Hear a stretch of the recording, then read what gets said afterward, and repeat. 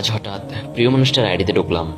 আইডিতে ঢুকে দেখি আইডিটা নষ্ট করে দিছে নাকি ফেসবুক থেকে ব্লক করে দিছে আমি ঠিক জানি না, কিন্তু পুরনো সেই মেসেজগুলো ছিল। আমি সেই মেসেজগুলো পড়তে শুরু করলাম। তখন বাজে রাত 11টা।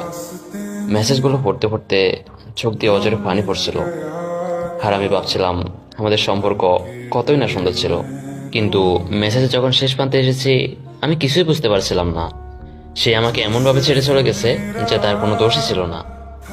যাই হোক, আমারই দোষ ছিল। আমাকে তুমি শাস্তি দিতা, মাথা পেতে নিতাম, কিন্তু বিয়ে করাটা কি অনেক জরুরি ছিল? যদি তোমার কাছে আমার এই বয়সটি পৌঁছায় তাহলে শোনো, আমি তোমাকে কোনো কিছু নিয়ে দোষারোপ করছি না। আমি জানি কিছু ভুল আমার ছিল, সবসময় যে শুধু তুমি ভুল করছিলে এমনটা নয়। আমি এটাও জানি তোমার ভালোবাসাটাও সত্যি ছিল, কিন্তু ওই যে বলে না, যেটা উপরওয়ালা তৈরি করে। আমরা দুজন দুজনকে ভালো তো প্রচুর পারছিলাম, কিন্তু হয়তো দুজন দুজনের ভাগ্যে ছিলাম না। ঠিক আছে, কোনো ব্যাপার না, তুমি ভালো থেকো। আমিও চেষ্টা করছি। কাউকে লুকিয়ে ভালোবাসার মাঝেও অনেক শান্তি পাওয়া যায়, কিন্তু সম্পর্ক শুরু হওয়ার আগেই শেষ হয়ে যায়। তার বাস্তব প্রমাণ হচ্ছে আমি। তাকে অনেক ভালোবাসছিলাম, তাকে নিয়ে অনেক স্বপ্ন দেখছিলাম, তবু তাকে আমার করে পাইনি। আসলে যে আপন না তাকে ধরে রাখা যায় না। তারপরও তাকে অনেক ভালোবাসি। যে যাওয়ার সে চলে গেছে, আর কোনো আফসোস নাই। আসলে প্রিয় মানুষটা ভালোবাসাটা বুঝলো না, তাকে পাওয়ার জন্য কি করিনি। আমার শুধু একটাই কথা, যাকে মন থেকে ভালোবাসা যায় তাকে কখনোই ভোলা যায় না। সে এখন আছে অন্য সাজানো সংসারে, আর আমি একাকিত্ব নামে জেলখানায়। আজকে আমি তোমাকে কিছু বলতে চাই। তোমার সাথে কাটানো দিনগুলো খুবই সুন্দর ছিল, জানো। সেই দিনগুলোকে না আমি আর কখনোই ফিরে পাবো না। কখনো তোমার সাথে সেরকম সময় কাটাতে পারবো না, কিন্তু জানো, তোমার সাথে কাটানো সমস্ত স্মৃতিগুলোকে খুব মনে করি। কিন্তু কথায় আছে না, কিছু ভালোবাসা অপূর্ণতাই সুন্দর।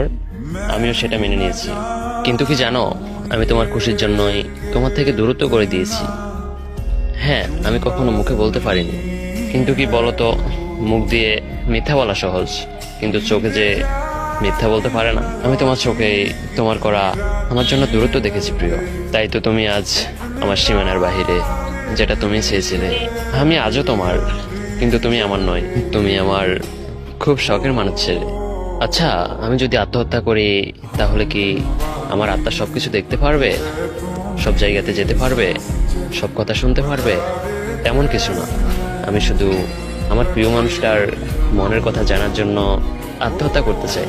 আত্মহত্যা করে ভূত হয়ে তাদের মনের কথা জানতে চাই।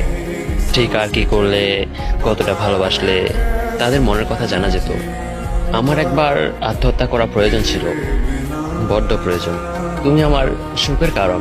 তোমার সাথে কথা বললে আমার শান্তি লাগে। তোমার ছবি দেখলে আমার মুখে হাসি ফোটে। তোমার মুখে ভালোবাসি কথাটা শুনলে আমার তখন পৃথিবীর সবচেয়ে বেশি সুখী মানুষ মনে হয়। হ্যাঁ, তুমি আমার সে প্রিয় মানুষ, যার জন্য আমি হাসতে হাসতে মরতে পারি। তুমি কি জানো, তুমি আমার খুব শখের একটা মানুষ, যার জন্য আমি নিজের আমিটাকেও ত্যাগ করতে পারি। আর এই ফেলা তুমিটাকে বড্ড বেশি মনে পড়ে তোমার সাথে কাটানো প্রতিটি মুহূর্ত। জানো, তোমায় মনে পড়লে আমি কেমন অসহায় হয়ে যাই, হাজারো মানুষের মধ্যেও কেমন একলা হয়ে যাই। তুমি নেই, সেটা আমি আজও মেনে নিতে পারিনি। প্রতিটি মুহূর্ত তোমার রেখে যাওয়া স্মৃতিগুলো আমাকে জানিয়ে দেয় তুমি না থেকেও কোথায় যেন আছো। আচ্ছা, তোমার কি আমাকে একটুও মনে পড়ে না? মনে পড়ে না আমার সাথে কাটানো মুহূর্তগুলো? আমি বুঝতে পারি তোমার সব মনে পড়ে। মনে পড়াটা যে অনেক বেশি স্বাভাবিক। তোমার যখন ওইসব মনে পড়ে নিজেকে কি করে সামলাও একটু বলবো আমারে? মাঝে মাঝে নিজেকে বড্ড একা একা লাগে।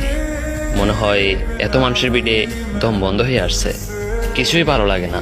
মনে হয় সব যেন শূন্য আর মিথ্যা মায়া।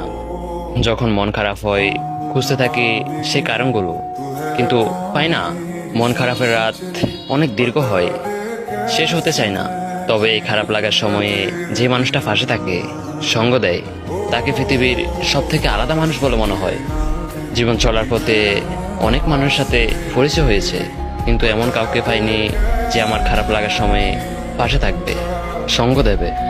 আসলে দিন শেষে সবাই একা, কেউ কারণ, কিছুটা মায়া, আর বাকিটা অভিনয়। মানুষ যখন একবার কাউকে মন থেকে ভালোবেসে ফেলে, তখন তার পক্ষে তাকে পুরোপুরি বলে যাওয়া কখনোই সম্ভব হয় না। হয়তো কয়েক মাস বা কয়েক বছর, নয়তো কয়েক যোগ, তারপর হট করে তাকে আবার মনে পড়বে। হয়তো তখন সে আবার অপেক্ষা নিয়ে বলবে, আমি এখনো একটা মানুষকে অসম্ভব ভালোবাসি। বোন, তোমাদেরকে বলতেছি, একজনের সাথে স্বপ্ন দেখে আরেকজনকে অপশন হিসাবে রেখো না। যার সাথে স্বপ্ন দেখতেছ তার কেরিয়ারের জন্য সাপোর্ট করো। সে যদি সফল হয় তার পিছনে আপনার অবদান থাকবে। আজকে তাকে সাপোর্ট করবেন, 2 বছর পর তার কেরিয়ারটা আপনারই। আর যদি সে সফল হওয়ার পর আপনাকে চিনতে না পারে, তাহলে আপনার শান্তি। কারণ নিজের সৎ থেকে ঠকে গেলেও শান্তি লাগে। এটা আমার ব্যক্তিগত অভিজ্ঞতা থেকে বলতেছি আপনাদেরকে।